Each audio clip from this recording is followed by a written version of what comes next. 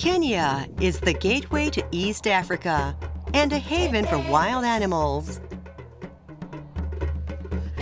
A money transfer service called MPESA has been gaining the incredible popularity of mobile phones to become essential to the country's infrastructure.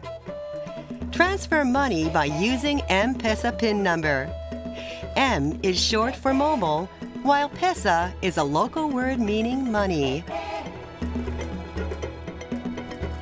Transfer agencies like this are found anywhere in the city. Mr. Charles Maina lives in Nairobi. We watch on as he sends money to a friend.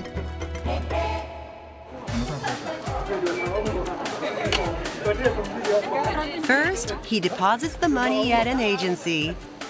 How much did you deposit? 6,400. After inputting his friend's phone number and the amount of money, Charles receives a confirmation email. So 60,000, 300 sent to 100. That's the end. The money transfer takes about 3 minutes. The recipient receives the money after showing the transfer confirmation email to the agency. Safaricom is Kenya's leading mobile network operator and the initiator of the mobile phone money transfer service.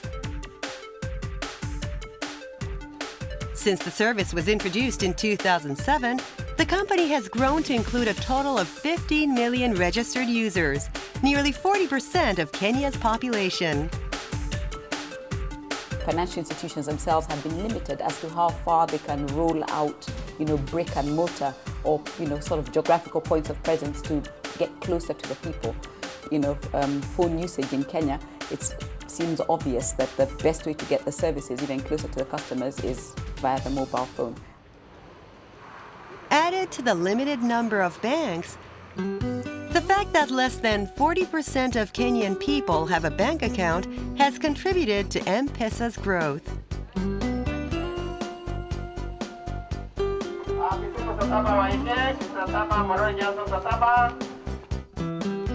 M-PESA can be used for online shopping as well as money transfers. This uniformed lady is promoting online ticket purchases in a Nairobi bus terminal.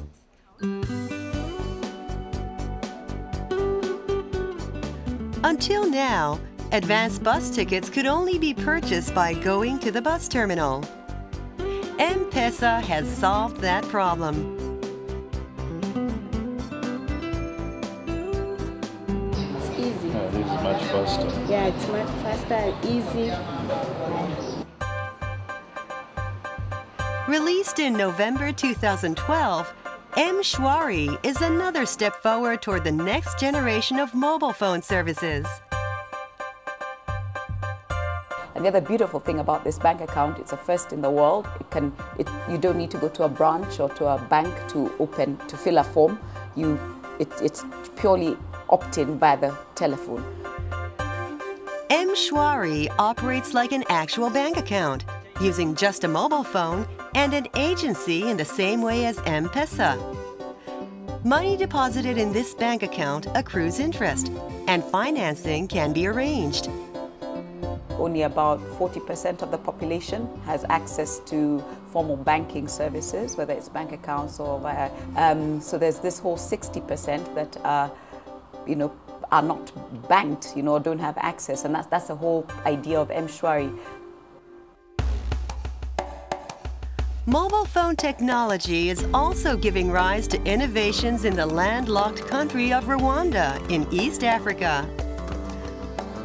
Although memories of ethnic conflicts of 20 years ago still remain, Rwanda now has a fairly stable infrastructure, with exclusive residential areas in the hills. This restoration process has been called an African miracle. As a small country with limited natural resources, Rwanda has been striving to become an IT-oriented nation. It's actually part of our big vision, a vision of really transforming the country from an agriculture-based economy to a knowledge-based economy. America's Carnegie Mellon University, one of the most prestigious computer science universities, was invited to conduct IT industry training. So that's another opportunity. The university opened in 2012 with 24 Rwandan students. A full-scale campus with 150 students is scheduled to open within 2 years. And my dream is actually to open a small startup when I'm finished here, to do into online payments and stuff like that. You know, so we need investors to come here, but investors in brains, not in selling hardware, okay? That's what we need here. Associate Director Professor Bezi stresses the strong possibility that mobile phone innovations will soon emanate from Africa. Suddenly, you could communicate. This is the first time. So the impact on Africa is much bigger than any impact we could find in our country. There's no development possible without communication. ICT, if you now expand that to the use of information technology to help increase the productivity, automate business processes in enterprises, will have the same impact.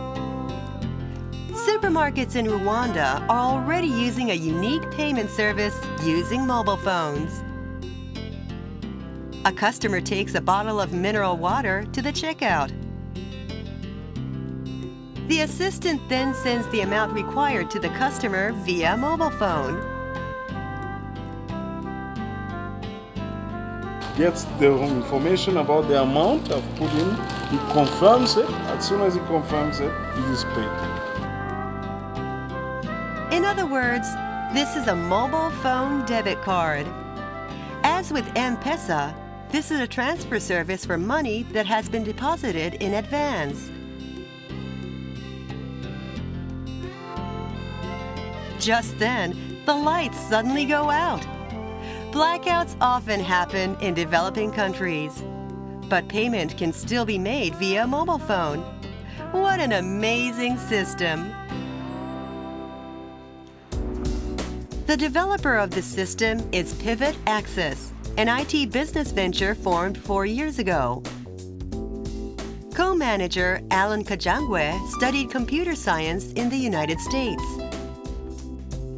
Our strategy has always been to focus on payment systems, paying for the utility services, electricity, water, paying for the airtime for mobile top-ups. The company has also initiated business with Japan. This application is one application that we built for him, for his company. Today, the company that placed the order is visiting them from Japan. Mr. Tanaka is a developer of smartphone applications.